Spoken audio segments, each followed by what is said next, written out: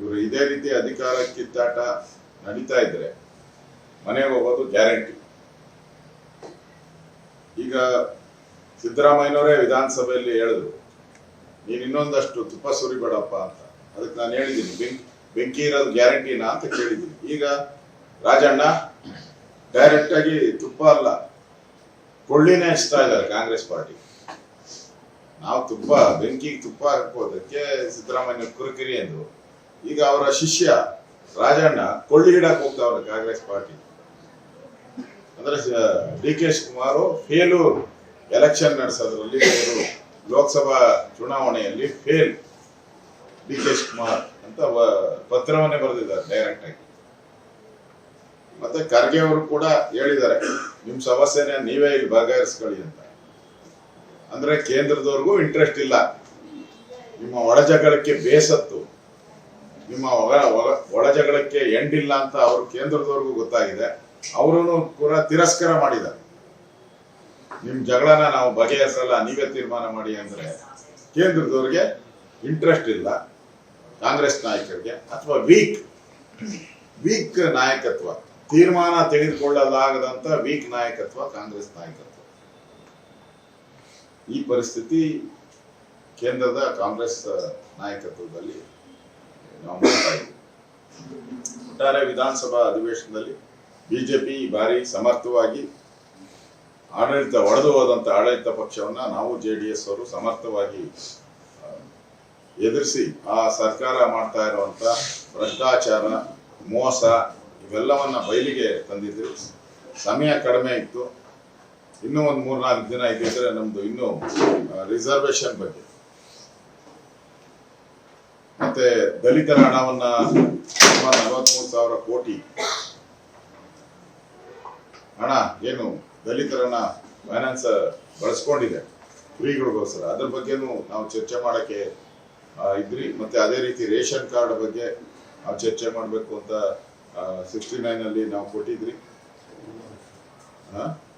ಅನುದಾನ ಕಡಿತ ಅದ್ರ ಬಗ್ಗೆನೂ ನಾವು ಕೊಟ್ಟಿದ್ರಿ. ಇನ್ನು ಫಾರೆಸ್ಟ್ ಡಿಪಾರ್ಟ್ಮೆಂಟ್ ಬಗ್ಗೆ ಪ್ರಾಣಿ ಮತ್ತು ಮನುಷ್ಯನ ಸಂಘರ್ಷ ಅದ್ರ ಬಗ್ಗೆನೂ ಕೂಡ ನಾವು ಚರ್ಚೆ ಮಾಡಬೇಕು ಅಂತ ಇದ್ರಿ. ಆದ್ರೆ ನಮ್ಮ ಗೌರವಾನ್ವಿತ ಇಬ್ರು ಸಿಟ್ಟಿಂಗ್ ಸದಸ್ಯರು ತಿರುವುದರಿಂದ ನಮಗೆ 2 ದಿನ ಅದೇ ಕಳೆದೋಯ್ತು, ಅದರಿಂದ ಆಗ್ಲಿಲ್ಲ. ಆದ್ರೆ ಈ ಬಾರಿ ಬೆಳಗಾವಿ ಅಧಿವೇಶನ ಕಾಂಗ್ರೆಸ್ಸಿನ ಕಿತ್ತಾಟದ ಅಧಿವೇಶನ ಆಗುತ್ತೆ. ದಿನಾ ಡಿನ್ನರ್, ರಾತ್ರಿ 1 ಗಂಟೆ 2 ಗಂಟೆವರೆಗೂ ರಾತ್ರಿ ಕಾಂಗ್ರೆಸ್ ಅವರು ಡಿನ್ನರ್ ಪಾರ್ಟಿ, ಬೆಳಗ್ಗೆ ಸದನದಲ್ಲಿ ಖಾಲಿ,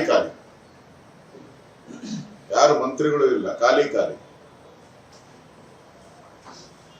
ಸ್ವತಃ ಸಿದ್ದರಾಮಯ್ಯನವರೇ ಅಧಿವೇಶನಕ್ಕೆ ಬಂದಿದ್ದು ಬಹಳ ಕಡಿಮೆ, ಆರೋಗ್ಯ ಕೆಟ್ಟೋಯ್ತು ಅಂತ ಅವರು. ಸಿದ್ದರಾಮಯ್ಯನವರ ಆರೋಗ್ಯ ಕೆಟ್ಟಿರಲಿಲ್ಲ, ಕಾಂಗ್ರೆಸ್ ಆರೋಗ್ಯ ಕೆಟ್ಟಿತ್ತು ಅಂತ ಅವರ ಅಧಿವೇಶನಕ್ಕೆ ಬಂದಿಲ್ಲ. ಒಟ್ಟಾರೆ ಕಾಂಗ್ರೆಸ್ ಒಡೆದ ಮನೆ ಆಗಿದೆ ಇವತ್ತು. ಇನ್ನೂ ಕೂಡ ಇವತ್ತಿಗೂ ಕೂಡ ಕಾಂಗ್ರೆಸ್ ನಾಯಕತ್ವ ಯಾರು ಅಂತ ಇನ್ನೂ ಗೊಂದಲದಲ್ಲಿ. ಡಿ ಕೆ ಶಿವಕುಮಾರ್ ಒಂದ್ ಕಡೆ ಡೆಲ್ಲಿ ಸುತ್ತಾ ಇದ್ದಾರೆ, ಸಿದ್ದರಾಮಯ್ಯ ಡೆಲ್ಲಿ ಕಡೆ ಮಕಾನೂ ಆಗ್ತಾ ಇಲ್ಲ. ಅಲ್ಲಿ ಹೋದ್ರೆ ಏನ್ ಕರೆದು ಬದಲಾವಣೆ ಅಂತ ಹೇಳ್ಬಿಡ್ತಾರೆ ಅಂತ ಇವ್ರು ಹೆಜ್ಜೆನೇ ಇಕ್ತಾ ಇಲ್ಲ. ಅಲ್ಲಿ ಡಿ ಕೆ ಶಿವಕುಮಾರ್ ಡೆಲ್ಲಿ ಬಿಟ್ಟು ಬೆಂಗಳೂರು ಕಡೆ ಬರ್ತಾ ಇಲ್ಲ. ಈ ಪರಿಸ್ಥಿತಿಯಲ್ಲಿ ಒಂಥರ ಅಪ್ಪ ಅಮ್ಮ ಜಗಳದಲ್ಲಿ ಕೂಸು ಬಡವಾಯ್ತು ಅಂತ ಕರ್ನಾಟಕದ ಅಭಿವೃದ್ಧಿ ಕಾರ್ಯಗಳೆಲ್ಲ ಕುಂಠಿತ ಆಗೋಗಿದೆ. ಹಣ ಇಲ್ಲ, ಪಾಪರ ಹೊಟ್ಟಿದ್ದಾರೆ, ಸಂಬಳ ಕೊಡಕ್ಕೂ ಕಾಸಿಲ್ಲ. ಗೃಹಲಕ್ಷ್ಮಣ 5,000 ಕೋಟಿ ಯಾವಾಗ ಕೊಡ್ತಾರೆ ನಮಗೂ ಅರ್ಥ ಆಗ್ತಾ ಇಲ್ಲ. ಈ ಪರಿಸ್ಥಿತಿಯಲ್ಲಿ ಕರ್ನಾಟಕ ಕಾಂಗ್ರೆಸ್ ಸರ್ಕಾರ ಇವತ್ತು ಬಂದು ನಿಂತಿದೆ. ರಾಹುಲ್ ಗಾಂಧಿ ಅವರನ್ನ ಭೇಟಿ ಮಾಡಲ್ಲ, ಅವ್ರಿಗೆ ತೊಂದರೆ ಕೊಡಕ್ಕೆ ಇಷ್ಟ ಇಲ್ಲ, ಉದ್ದೇಶ ತ್ಯಾಗ ಮಾಡಿದ್ದಾರೆ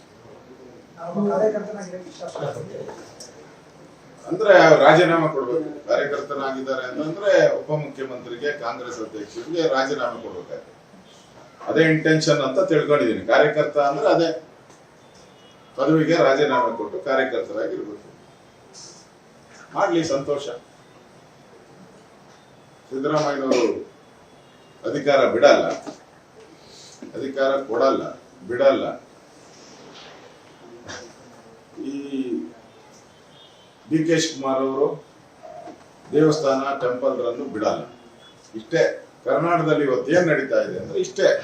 ಇವರು ಒಂದ್ ಕಡೆ ಟೆಂಪಲ್ ರನ್ನು, ಅವರ ಒಂದ್ ಕಡೆ ಡಿನ್ನರ್ ಪಾರ್ಟಿಗಳು, ಸಿದ್ದರಾಮಯ್ಯ ಅವ್ರ ಗ್ಯಾಂಗು ಡಿನ್ನರ್ ಪಾರ್ಟಿ. ಇವೆರಡೇ ಕರ್ನಾಟಕಕ್ಕೆ ಪಿಕ್ಚರ್ ನಡೀತಾ ಇರೋದು. ಇವೆರಡೇ ಪಿಕ್ಚರ್. ರಾಹುಲ್ ಗಾಂಧಿ ಅವರು ಭೇಟಿ ಮಾಡಲ್ಲ ಅನ್ನೋ ಉದ್ದೇಶ ಏನು ಸರ್ ಡಿ ಕೆ ಶಿವಕುಮಾರ್? ಅದು ಅವ್ರ ಕಾಂಗ್ರೆಸ್ಸಿನ ಇಂಟರ್ನಲ್ ವಿಚಾರ. ಅವ್ರು ಏನನ್ನ ಮಾಡ್ಕೊಳ್ಳಿ, ನಮ್ಗೆ ಸಂಬಂಧ ಇಲ್ಲ. ಜಗಳ ಆಡದೆ ನಿಮ್ಗೆ 5 ವರ್ಷ ಅಧಿಕಾರ ಕೊಟ್ಟಿದ್ದಾರೆ, ಕೆಲಸ ಮಾಡಿ ಅನ್ನೋ ಕಿವಿಯಿಂದ ಮಾತನ್ನ ನಾವು ವಿರೋಧ ಪಕ್ಷವನ್ನು ನಾವು ಕೇಳ್ತೇವೆ. ಸಂದರ್ಭದಲ್ಲಿ ಡಿ ಕೆ ಶಿವಕುಮಾರ್ ಅವರು ಟೆಂಪಲ್ ರನ್ ಮಾಡ್ತಾರೆ. ಎಷ್ಟು ಇಲ್ಲಿ ಸದನ ನಡೆಯುವ ಅಧಿವೇಶನದಲ್ಲೇ ಅಧಿವೇಶನ ನಡೆಯೋ ಸಂದರ್ಭದಲ್ಲಿ ಉತ್ತರ ಕೊಡುವಂತ ಸಂದರ್ಭ, ಅದು ಕೊನೆ ದಿನಗಳಲ್ಲಿ. ಆಗ್ಲೇ ಅವರು ಬೆಳಗಾವಿಯಲ್ಲಿ ಪೂಜೆ ಪುನಸ್ಕಾರಗಳು ಮಾಡ್ತಾರೆ. ಇದು ಒಳ್ಳೇದಲ್ಲ.